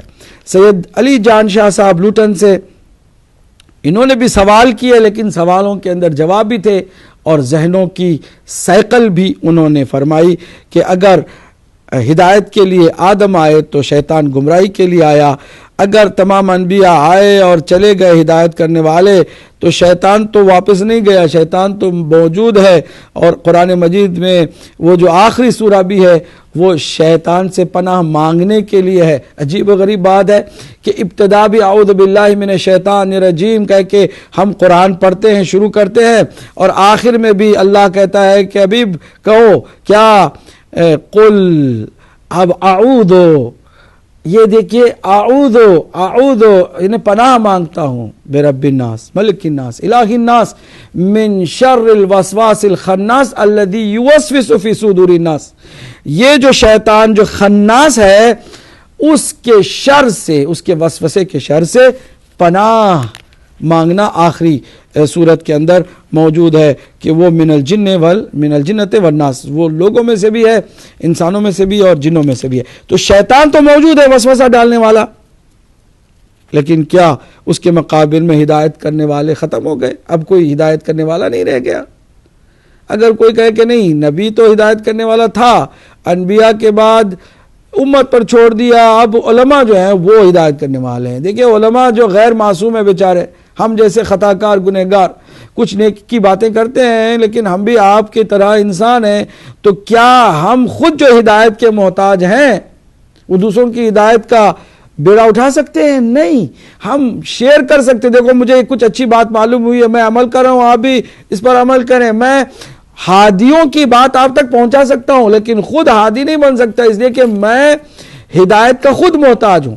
ہادی وہ ہوتا ہے کہ جو خود ہدایت کا محتاج نہیں ہوتا، بلکہ وہ اللہ کی جانب سے محفوظ، مسعون اور معصوم ہوتا ہے، وہ خطا نہیں کرتا، گناہ نہیں کرتا، ہمارے لیے رول ماڈل اور ہدایت کا ذریعہ بنتا ہے۔ جیسے شیطان نیکی نہیں کرتا، گمراہی کرتا ہے، اسی طرح جو ہادی ہے وہ کبھی برائی نہیں کرتا، برا کام نہیں کرتا، بلکہ وہ ہدایت دیتا ہے۔ تو کسی ہادی کا ہونا ضروری ہے، اور اللہ نے فرما دیا انما انت منذر وَلِكُلِّ قَوْمٍ ہاد۔ اس آیت پر بھی ہم نے گفتگو کی کہ ہر قوم کے لیے ایک ہادی ہے، اور اس قوم کے لیے، آج کے زمانے کے لیے، آج کے تمام انسانوں کے لیے جو ہادی ہے وہ امام مہدی علیہ السلام کی ذات ہے۔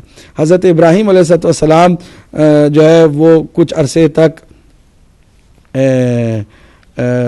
یہ کہہ رہے ہیں کہ غار میں پیدا ہوئے تھے، اور ان کا کوئی مذاق نہیں اڑاتا، اور آل رسول کا مذاق اڑایا جاتا ہے۔ دیکھیں مذاق جاہل اڑاتے ہیں جن کو نہیں معلوم ہے۔ اہل سنت کے بہت سارے علماء ہیں جنہوں نے تحقیق کی ہے اور مانا ہے کہ وہ موجود ہیں، اگر وہ نہ ہوتے تو اس کائنات کے اندر یہ جتنی بھی اللہ کی طرف سے برکتیں ہیں وہ نازل نہ ہوتی. انہوں نے بھی بہرحال جو معرفت والے لوگ ہیں، علم والے لوگ ہیں، وہ اس طرح مذاق نہیں اڑاتے، لیکن جو عام بیچارے ان کو معلوم ہی نہیں ہے اور نادان لوگ جو ہے وہ نادانی کی وجہ سے مذاق اڑاتے ہیں. امید ہے انشاءاللہ ہدایت ٹی وی جو ان کی آنکھیں کھول رہا ہے اور دل و دماغ میں نور معرفت جو ہے ڈال رہا ہے، اس سے امید ہے کہ وہ مذاق اڑانے کے بجائے سیریس ہو کر سوچیں کہ وہ کس جگہ پر کھڑے ہیں. شیخ حنیف صاحب پیٹربرو سے انہوں نے خوبصورت بات کی کہ وہ جو حدیث حضور اکرم صلی اللہ علیہ وآلہ وسلم کی، اور یہ بہت معروف اور مشہور اور متواتر حدیث ہے، اہل سنت اور اہل تشیع دونوں کی منابع میں یعنی کتب احادیث میں یہ حدیث موجود ہے کہ حضور نے فرمایا الا ومن مات ولم يعرف امام زمانہ مات میتۃ جاہلیہ، کہ اگر کوئی مر جائے اور اپنے زمانے کے امام کو نہ پہچانے تو اس کی موت جاہلیت کی موت ہے. کیا حضرت علی علیہ السلام کے بارے میں بھی یہی حدیث صادق آتی ہے؟ یقیناً حدیث یہی صادق آتی ہے.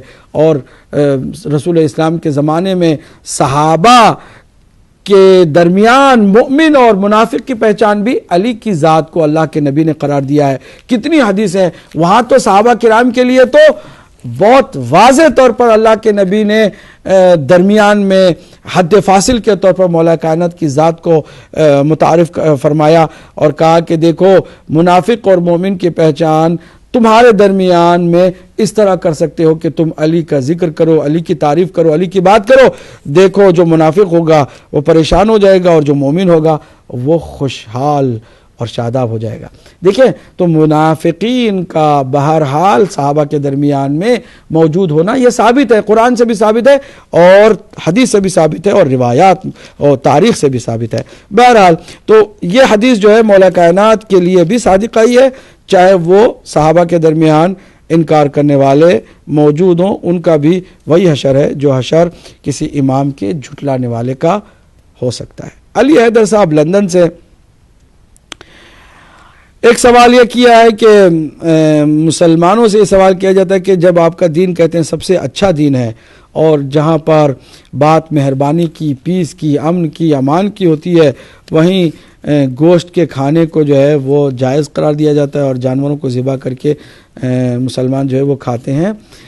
میرے بھائی مقصد کائنات، خلقت کائنات کو سمجھنا چاہیے. اللہ سبحانہ تعالیٰ نے سب کچھ وَسَخَّرَ لَكُم مَا فِي السَّمَاوَاتِ وَمَا فِي الْأَرْضِ، خالی جانور نہیں ہے، سب کچھ زمین اور آسمان میں جو کچھ ہے اللہ سبحانہ تعالیٰ نے انسانوں کے اختیار میں دیا کہ وہ استعمال کریں تاکہ وہ اللہ کی عبادت کریں.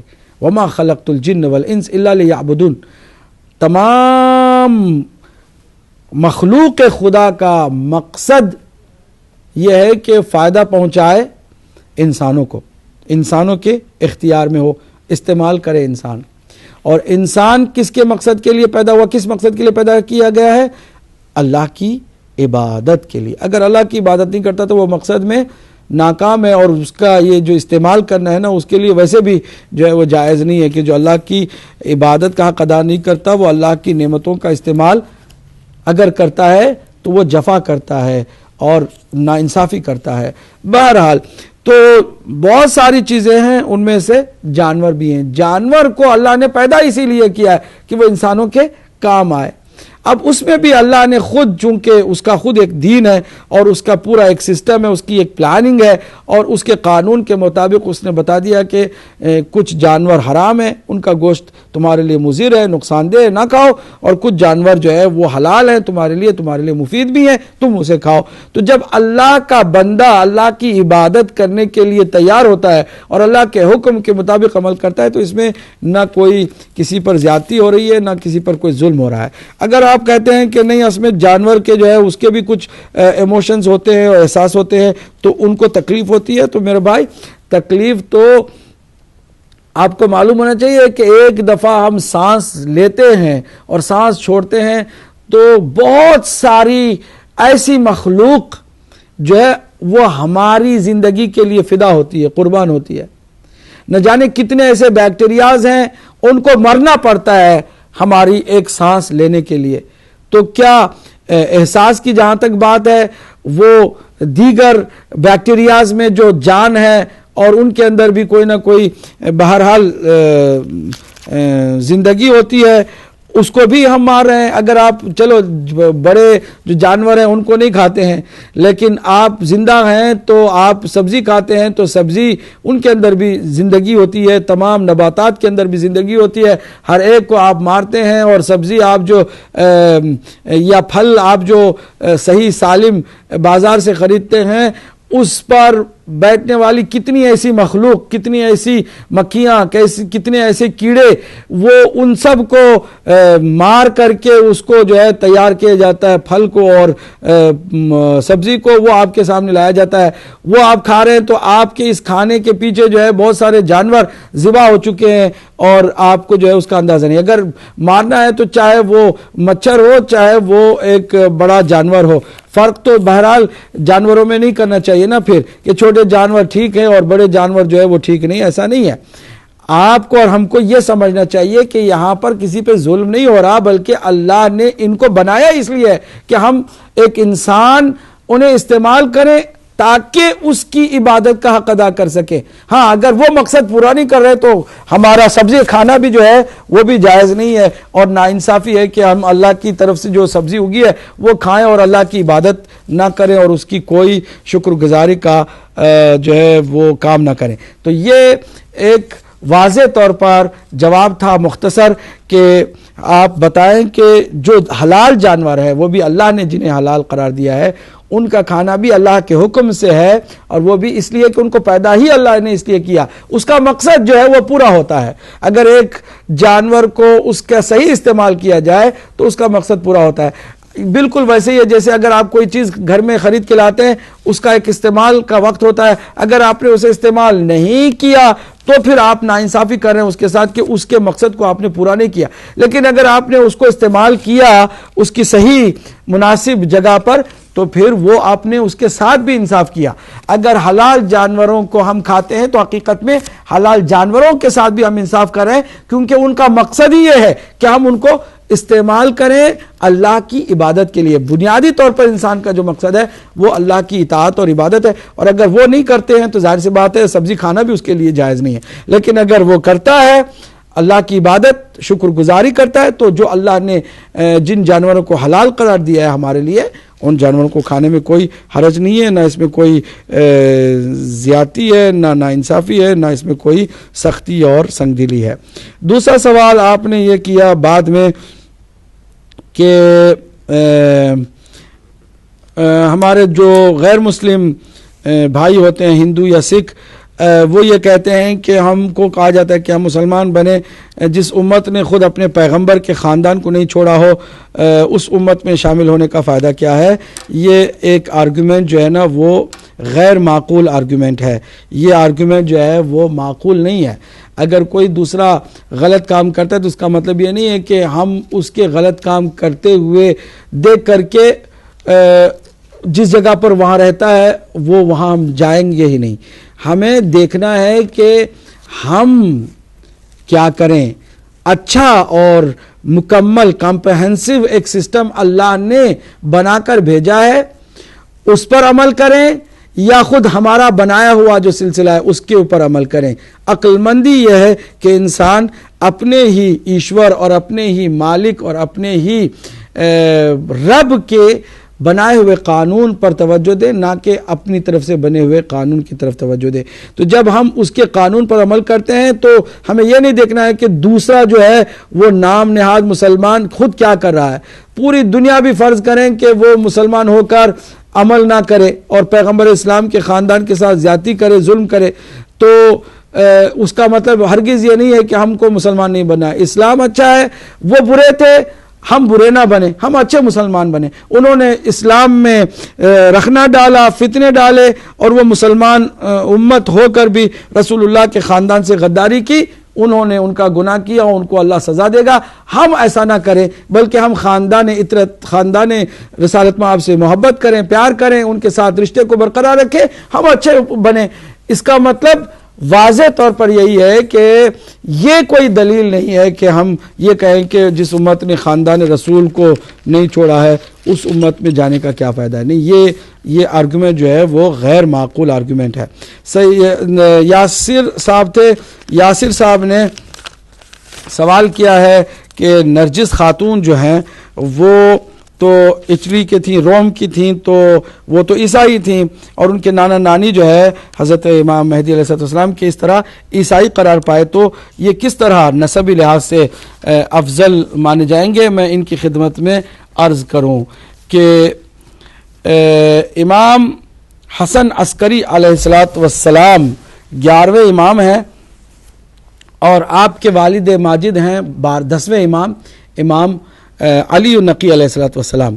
امام علی النقی علیہ السلام اللہ کے بنائے ہوئے قانون اور پلان کے مطابق آپ نے اپنے غلام کو بھیجا کہ جاؤ کشتی پر سوار کچھ کنیزیں اور کچھ غلام لائے جا رہے ہیں روم سے، تو اس میں ایک ایسی کنیز ہے جس کو کوئی بھی آنکھ اٹھا کر کے بھی نہیں دیکھتا، کیونکہ وہ لاغر، نحیف، کمزور اور بیمار جو ہے وہ کنیز ہے، اس کی طرف کوئی توجہ نہیں کرے گا. جا کر کے اس کشتی والے کو اور کنیزوں کو بیچنے والے کو تم کہو کہ وہی کنیز چاہیے ہمیں، اور وہ اتنے دینار مانگے گا، یہ اتنے دینار میں اس تھیلی میں تمہیں دے رہا ہوں، اتنے دینار اسے دے کر کے وہ لے کر آؤ. کہ اللہ نے اسے لوگوں کی نگاہوں سے، لوگوں کی توجہ سے، لوگوں کے ہر خیال، حتیٰ برے خیال سے بھی محفوظ رکھا ہے، اور وہ پاک و پاکیزہ صلب سے ہے. اب اس کا صلب جو ہے وہ اس کا نسب جو ہے وہ پاک و پاکیزہ کس طرح ہے امام نے واضح کیا، اور آپ کو وہ سلسلہ بتاتا ہوں. جناب نرجس خاتون ادھر قیصر روم کی بیٹی تھی، پوتی تھی، قیصر روم کی پوتی تھی. یشوع آپ کے والد ماجد کا نام ہے، اور یشوع بیٹے ہیں قیصر روم کے، جو بادشاہ روم تھا. تو اب ذرا دیکھیے گا کہ قیصر روم کی پوتی ہیں یہ یشوع ابن قیصر، بادشاہ روم کی یہ لاڈلی ہیں. تو خاندان ان کا کیسے، ان کا نسب جو آگے بڑھتا ہے. یشوع قیصر کے بیٹے، اور قیصر دو اور سلسلے کے بعد پہنچتے ہیں شمعون بن حمون کی صلب مبارک تک. شمعون بن حمون کون ہے؟ یہ الصفا کے بیٹے ہیں. یہ الصفا ہیں حضرت عیسیٰ مسیح علیہ السلام کی وصی اور ان کے جانشین ہیں. یعنی ان کا صلب، ان کا نسب، ان کا سلسلہ شجرہ حضرت نرجس خاتون جو ہے وہ وصی حضرت عیسیٰ مسیح تک پہنچتا ہے، اور ان کے پورے سلسلے میں یقیناً توحید پر ایمان رہا ہے. اور یہاں خاص بات یہ ہے کہ حضرت حضرت نرجس خاتون نے خواب دیکھا ہے، اور یہ اللہ کا انتظام ہے کہ حضرت عیسیٰ کو بھی اس دنیا میں آنا ہے، اور حضرت امام مہدی علیہ السلام کو بھی اس دنیا میں آنا ہے، اور حضرت عیسیٰ کے جانشین کے صلب سے جناب نرجس خاتون ہیں، تو حضرت محمد مصطفیٰ صلی اللہ علیہ وآلہ وسلم کے صلب مبارک سے امام مہدی علیہ السلام ہیں. تو امام مہدی علیہ السلام کے وجود مبارک کو دو نبیوں کے جانشینوں کا نسب جو ہے اللہ نے چنا ہے اس کے لیے. اب جو خواب حضرت جناب نرجس خاتون سلام اللہ علیہا نے دیکھا ہے وہ یہ کہ خواب میں حضرت عیسیٰ علیہ السلام آئے ہیں، اور رسول اسلام صلی اللہ علیہ وآلہ وسلم آئے ہیں، اور حضرت رسالت مآب نے نرجس خاتون کا ہاتھ مانگا ہے اپنے پوتے کے لیے، اور فرمایا ہے کہ میرا جو جانشین، آخری جانشین ہے، وہ اس کی ماں بننے کے لیے 11ویں جانشین امام حسن عسکری علیہ السلام کے لیے میں تمہارے جانشین کے صلب سے نرجس خاتون کا ہاتھ مانگتا ہوں. حضرت عیسیٰ علیہ السلام نے اس کو قبول کیا ہے اور جناب نرجس خاتون نے خواب میں دیکھا ہے کہ حضرت عیسیٰ علیہ السلام اور حضرت محمد مصطفیٰ صلی اللہ علیہ وآلہ وسلم نے نکاح آپ کا پڑھا ہے حضرت امام حسن عسکری علیہ السلام کے ساتھ, اور آپ نے خواب میں وہ نورانی دولہا امام حسن عسکری علیہ السلام کا جو ہے وہ دیکھا, اور اس کے بعد خواب ہی میں جناب زہرا سلام اللہ علیہا نے بہو کے طور پر انہیں سینے سے لگایا, کلمہ پڑھایا, اور اس کے بعد کہا کہ تیار ہو جاؤ, اور ساری پلاننگ جو ہے وہ انہیں بتائی گئی کہ کس طرح وہ مدینے تک پہنچیں اور عرب کی سرزمین تک آئیں. چنانچہ وہ ساری لمبی داستان ہے کس طرح انہوں نے گھر چھوڑ کر کے اختیار کیا وہ راستہ کہ جو راستہ خواب میں بتایا گیا تھا. کسی وقت انشاءاللہ تفصیل سے اس بات کو واضح کریں گے. اور پھر جناب علی النقی علیہ السلام نے اپنے بیٹے امام حسن عسکری علیہ السلام کے ساتھ ان کو باقی ظاہری طور پر بھی انہیں دار اسلام میں لانے کے بعد, کلمہ پڑھانے کے بعد, وہ ساری داستان جو انہوں نے اپنی زندگی میں دیکھی تھی وہ ساری ان کو سنانے کے بعد, ان کے مقصد خلقت کو بھی واضح کرنے کے بعد, آپ کا عقد نکاح ظاہری طور پر بھی پڑھا امام حسن عسکری علیہ السلام کے ساتھ, اور پھر اس طرح امام مہدی علیہ السلام دنیا میں تشریف لائے. تفصیل انشاءاللہ کسی موقع پر بیان کریں گے, فی الحال اس پر میں اکتفا کروں گا. تو یاسر بھائی, نسب کے لحاظ سے بھی یہ حضرت عیسیٰ کے جانشین کے شجرے تک ان کا نسب جو ہے وہ جاتا ہے جناب نرجس خاتون کا, اور اس میں اگرچہ اطراف میں جو رشتہ دار ہیں وہ عیسائی صحیح, لیکن جو سلسلہ ہے وہ پاک سلسلہ حضرت عیسیٰ کے جانشین الصفا تک پہنچتا ہے, اور نرجس خاتون جو ہے وہ دائرہ اسلام میں آتی ہیں اور پھر ایک شہزادی ہونے کے باوجود کنیز بن کر آتی ہیں اور خاندان عصمت و طہارت میں آپ کا شمار ہوتا ہے. بہرحال تفصیل انشاءاللہ کسی اور موقع پر بیان کریں گے. سیدہ یاسمین برمنگم سے سوال انہوں نے کیا کہ حابل و قابل کی شادیاں کیسے ہوئیں. اہل سنت کہتے ہیں کہ ان کی بہنوں سے ہوئی تھیں, لیکن ہمارا عقیدہ ہے کہ بہنوں سے نہیں ہوئیں. امام جعفر صادق علیہ السلام نے فرمایا کہ بہنوں کے ساتھ شادی کرنا خالی شرعی طور پر حرام نہیں ہے, جس کو لے کر کے بعض لوگوں نے یہ کہا کہ اس وقت تو شریعت آئی نہیں تھی اور شریعت کا حکم نہیں آیا تھا, یعنی بہن سے شادی کرنا جو حرام ہے وہ شریعت کا حکم پہلے آیا نہیں تھا, اس لیے جو ہے وہ شادی اس وقت جو ہے ہو سکتی تھی اور ہوئی. امام فرماتے ہیں کہ یہ شرعی ممانعت ہی نہیں ہے, بلکہ بہن سے شادی کرنا فطری ممانعت ہے, یعنی فطری طور پر حرام ہے اور بالکل غلط ہے کہ کوئی ایک بھائی اپنی بہن کے ساتھ شادی کرے, چاہے وہ شریعت کا حکم آئے یا شریعت کا حکم اس کے لیے نہ آئے. کسی بھی صورت میں فطری طور پر بہن کے ساتھ بھائی شادی نہیں کر سکتا. یہی وجہ ہے کہ جو شریعت کو بھی نہیں مانتے, مسلمان بھی نہیں ہیں, ان لوگوں کے اندر بھی, حتیٰ جو بے دین ہیں اور لامذہب ہیں, ان کے اندر بھی بہن اور بھائی کا جو ہے وہ کی شادی نہیں ہوتی ہے اور وہ میاں بیوی نہیں بنتے ہیں.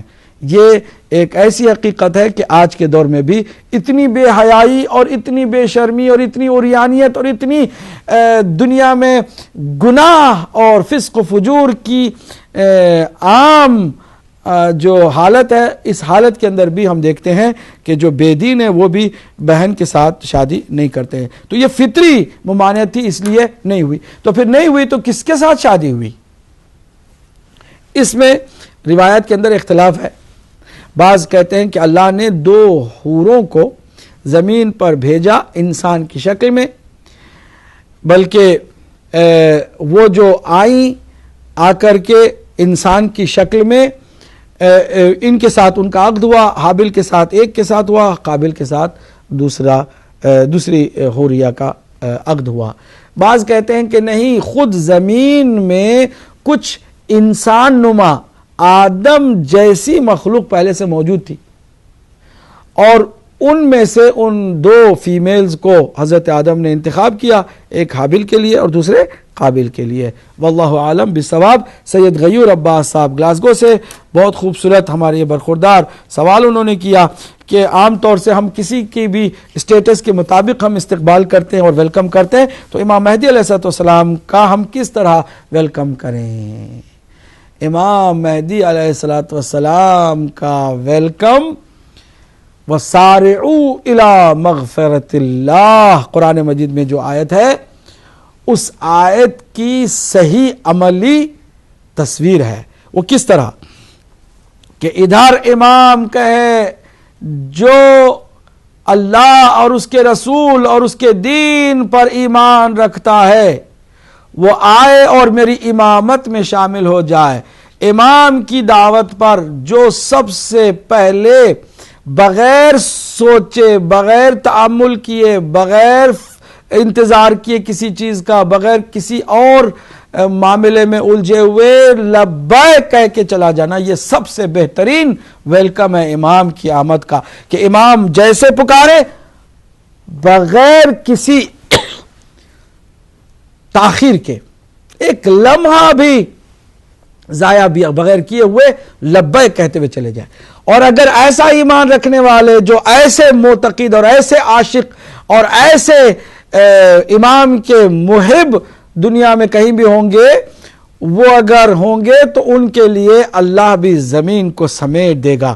وہ ایک قدم اپنے گھر کی دیوڑی پر رکھیں گے تو دوسرا قدم مکے کی وہ دہلیز ہوگی جو مسجد الحرام کے دروازے میں سے کوئی دروازہ ہوگا، وہاں پر دوسرا قدم ہوگا اور امام کا دیدار انہیں فوراً حاصل ہو جائے گا، وہ اس طرح امام کے قریب آ جائیں گے۔ تو یہ بہترین ویلکم یہی ہے کہ انسان امام کی یاد، امام کے انتظار، امام کی چاہت میں اس قدر محو ہو جائے کہ امام آواز دے تو پھر تھوڑا بہت بھی ٹائم نہ لگائے۔ ٹائم میرا تمام ہو گیا، میں بھی بغیر تاخیر کے آپ سے اجازت چاہوں گا دعا کے ساتھ کہ اللہ ہم سب کو امام مہدی علیہ السلام کی معرفت کا نور عطا فرمائے، اور دنیا کے جتنے بھی جاہل لوگ ہیں ان سب کو یہ معرفت اللہ سبحانہ وتعالی عطا فرمائے، ہر انسان اپنے وقت کے امام کو پہچان سکے اور امام کی اس آمد پر